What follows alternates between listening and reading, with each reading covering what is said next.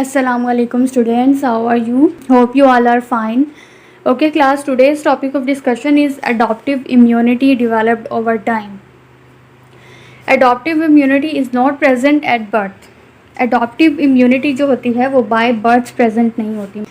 मतलब कि जब बेबी पैदा होता है तो उस टाइम पे उसके अंदर एडॉप्टिव इम्यूनिटी नहीं होती, वो नेचुरल इम्यूनिटी होती है जिसे इननेट इम्यूनिटी कहते हैं। It develops when a person's immune system finds and recognize some foreign invader.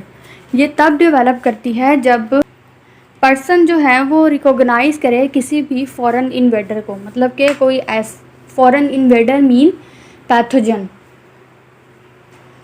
Pathogen अगर बॉडी के अंदर कोई एंटर हो जाता है तो वो उससे रिकॉग्नाइज करने के लिए बॉडी जो है उसके अंदर एक इम्यूनिटी डेवलप करती है जिसे एडॉप्टिव इम्यूनिटी कहते हैं।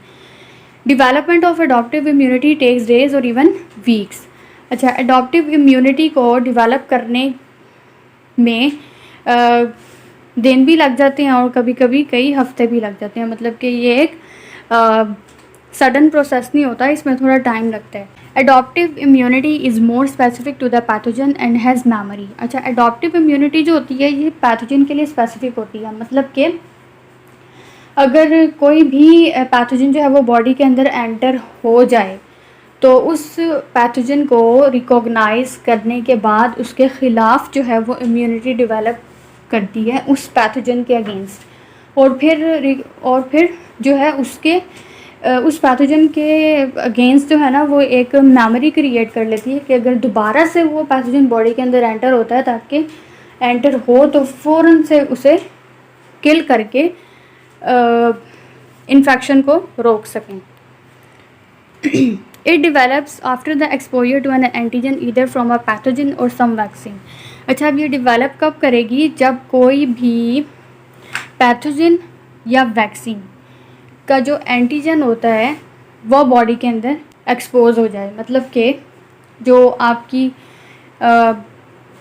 पैथोजन होते हैं उनके ऊपर स्पेसिफिक टाइप के स्ट्रक्चर्स होते हैं जिन्हें एंटीजन्स कहते हैं। एंटीजन्स होती हैं, प्रोटीन्स होती हैं जो पैथोजन्स के ऊपर या वैक्सीन के ऊपर प्रेजेंट होती हैं। अब बॉडी के अंदर एडॉप्टिव इम्यूनिटी जो है वो रिकॉग्नाइज करेगी इन एंटीजन्स को, और अगर बॉडी के अंदर इस टाइप की कोई भी एंटीजन प्रेजेंट होती है तो वो उसे रिकॉग्नाइज करके उसके अगेंस्ट जो है वो एंटीबॉडीज़ बनाना स्टार्ट कर देती है ताकि उन एंटीजन्स को किल किया जा सके, बॉडी से रिमूव किया जा सके। तो इस तरह जो है वो एडॉप्टिव इम्यूनिटी जो है वो बॉडी के अंदर डिवेलप होती है। अच्छा, नेक्स्ट आपके पास आ जाते हैं अवॉइडिंग इन्फेक्शंस।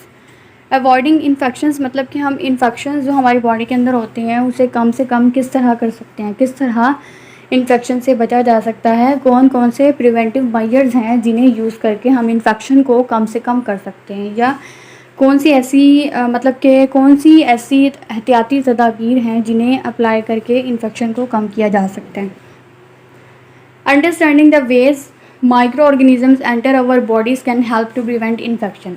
डिफरेंट वेज जो हैं उन्हें लर्न करके, अंडरस्टैंड करके जो माइक्रो ऑर्गेनिजम्स हमारी बॉडी के अंदर एंटर होते हैं उसे इन्फेक्शन कॉज करने से प्रिवेंट किया जा सकता है। The best way to avoid infection is to keep our bodies and environment clean. सबसे बेस्ट वे जो है, फर्स्ट एंड फॉरमोस्ट वे जो है किसी भी इन्फेक्शन से बचने के लिए वो ये है कि ख़ुद को साफ़ सुथरा रखा जाए।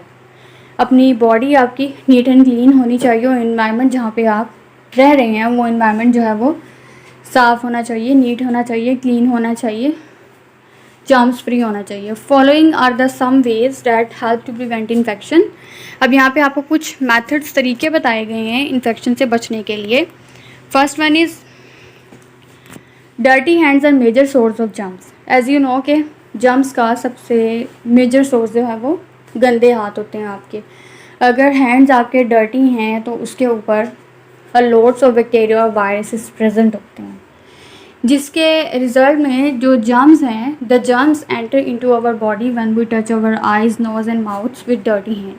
तो इन्हीं गंदे हाथों से जब हम टच करते हैं अपनी आइज़ को, अपने नोज़ को, अपने माउथ को, तो उन जर्म्स का हमारी बॉडी के अंदर एंटर होना बहुत आसान हो जाता है। ईज़िली हमारी बॉडी के अंदर एंटर हो सकते हैं।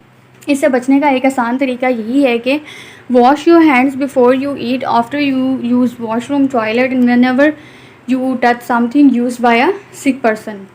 और अपने हाथ आप धोएं जब भी आप खाना वगैरह खाएं, खाना खाने से पहले अपने हैंड वॉश करें, वॉशरूम आने के बाद अपने हैंड वॉश करें, और किसी भी सिक पर्सन को अगर टच करें तो उन्हें टच करने के बाद अपने हैंड वॉश करें अच्छी तरह, ताकि जो जर्म्स, वायरसेस, बैक्टीरिया जो हैं वो आपकी बॉडी के अंदर एंटर होके इन्फेक्शन कॉज ना कर सकें। Take a bath at least once a day, bath लें दिन में एक दफ़ा, daily. We can protect our self from food infections by eating healthy and fresh food that is free of germs. इसके साथ साथ हम अगर ऐसा फूड यूज़ करें जो फ्रेश और हेल्दी हो तो बेहतर है, क्योंकि इन्फेक्शस फूड जो होता है वो फिर इन्फेक्शन कॉज करता है आपकी स्टमक के अंदर जाके। तो ऐसा फूड यूज़ करें जो फ्री ऑफ जर्म्स हो, जिसमें बैक्टीरिया और वायरसेस ना हो, फ्रेश फूड हो, क्योंकि जब बासी हो जाता है तो उसके अंदर वायरसेस, बैक्टीरिया जो हैं वो बहुत ज़्यादा ग्रो करते हैं और इन्फेक्शन के चांसेस बहुत ज़्यादा होते हैं। Wash fruit and vegetables before eating, और फ्रूट और वेजिटेबल्स जो हैं वो इस्तेमाल करने से पहले धोएं अच्छी तरह। Avoid eating items that are not properly covered from dust, और इसके अलावा ऐसे खानों से परहेज़ करें जो खुलेआम सरेआम हवा में पड़े हों, जो कवर्ड ना हो, क्योंकि एज यू नो कि क्योंकि एयर के अंदर 80 to 90% वायरसेस और बैक्टीरिया प्रेजेंट होते हैं। तो अगर फूड जो है वो अनकवर होता है तो वायरसेस, बैक्टीरिया जो है वो इजीली फूड के अंदर एंटर हो सकते हैं। तो ऐसा फूड अवॉइड करें जो खुलेआम अनकवर्ड पड़ा हो। Keep our home, school and surrounding clean, इसके साथ साथ अपने होम, स्कूल और सराउंडिंग को क्लीन रखें।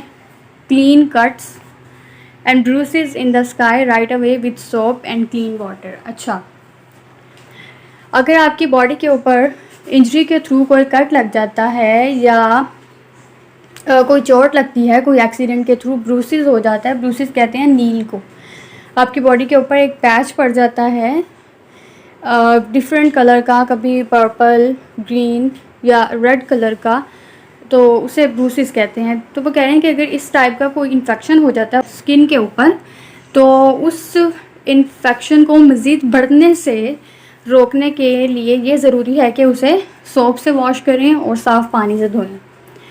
Covering the wound with bandage also helps to keep infection away, और इसके साथ साथ अगर आपने ज़ख़म को बैंडेज से कवर करके रखेंगे तो आपके जो ज़ख़म का हील होने का प्रोसेस है वो स्पीडीली होता है, जल्दी से ज़ख़म जो है वो क्योर होने के चांसेस होते हैं इन कंपैरिजन के अगर आपने उसे खुला छोड़ा हुआ है।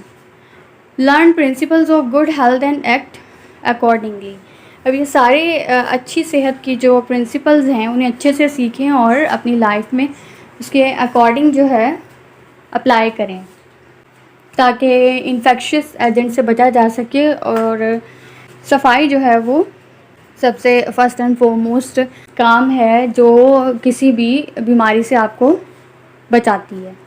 Okay class, that's all about our today's topic. Thanks for watching. अल्लाह हाफिज़।